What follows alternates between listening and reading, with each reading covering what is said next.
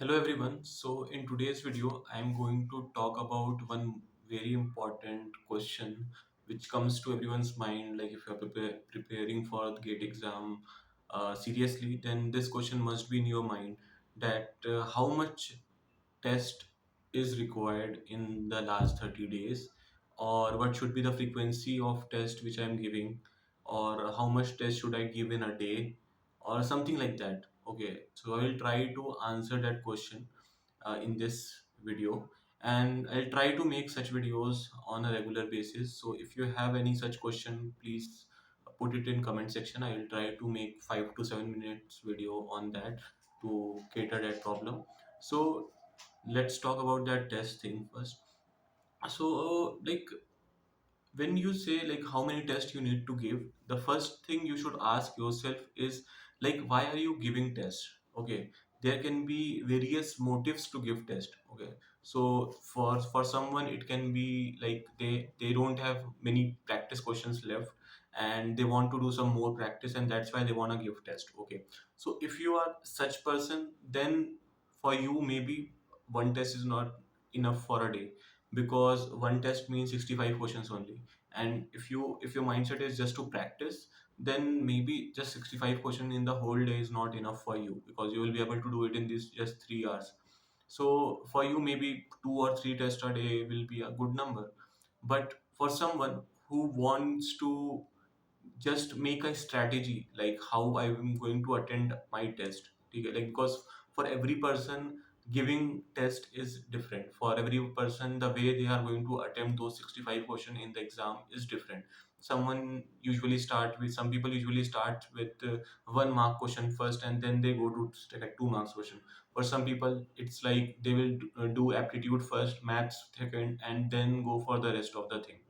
And for few people it is very different. They want to just go for the tough question first and then they do the easy one.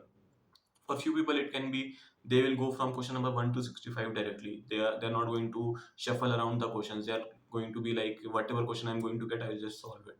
So for everyone who is going to give the test, for everyone the strategy is different. So why you are giving test, maybe like there are various strategies to give test, but which one suits you best you can check it by actually giving a test. Okay, so that's how it is. So if your motive is to, why you're giving test is basically you want to, you have enough practice, you have done everything, now you are giving test, and your motive is just to have the correct strategy. So maybe you can give 2 tests a day and to just look for the marks, like how I'm able to manage my time and everything.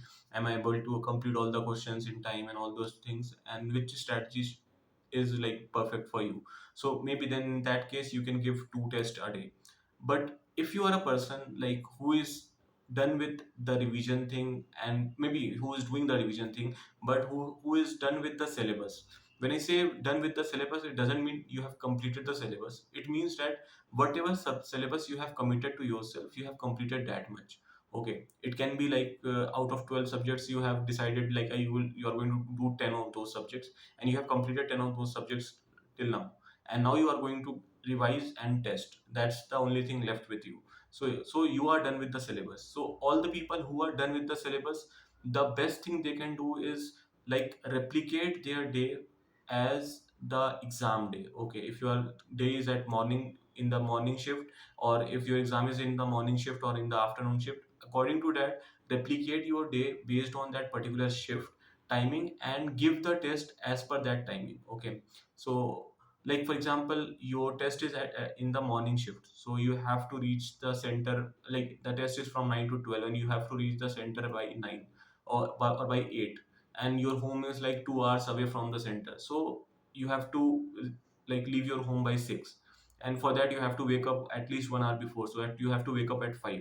So if you're going to do this thing on the very day of the exam, then obviously you are going to have various issues. Okay, you will already going to lose 5 to 10 marks easily in the exam, because you don't have that habit to wake up at 5 and those things. So build that habit in this 1 month. Like if my exam is in the morning shift or if my exam is in the afternoon shift, how should I tackle my day throughout to have that have my best efficiency in that 3 hours, so that even so that it's all about like whatever you know you can express it in the exam, and you can get the best you have studied with. Okay, so that's what your plan should be. So for all those people who have done the syllabus, I will suggest you can give one test a day. But when I say one test a day, what it means that you are giving test, you are looking at your mistakes, you are looking at the concepts which you haven't read well, you are looking at the new questions which you can maybe cover or not cover for the future exams, for the future test you are going to give.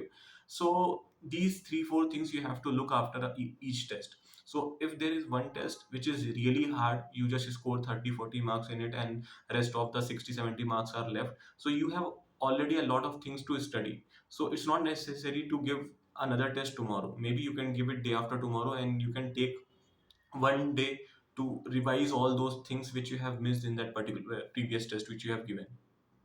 If you have already scored really well, you have scored 60-70 marks in that test, or maybe 50 plus marks in that test, and you think that whatever questions you have did, it's a silly mistake, and that's why you lose marks, and you can just cover it on the whole on that particular day, like 9 to 12 you have given the exam, and from 12 to 5 or 12 to 6 you have completed everything, like whatever you mistakes you have done, you have written it somewhere, you have revised everything which is there, and then probably you have done with that test. Okay, you don't have anything left in that test, so it's better to give another test tomorrow, and then again go with that cycle.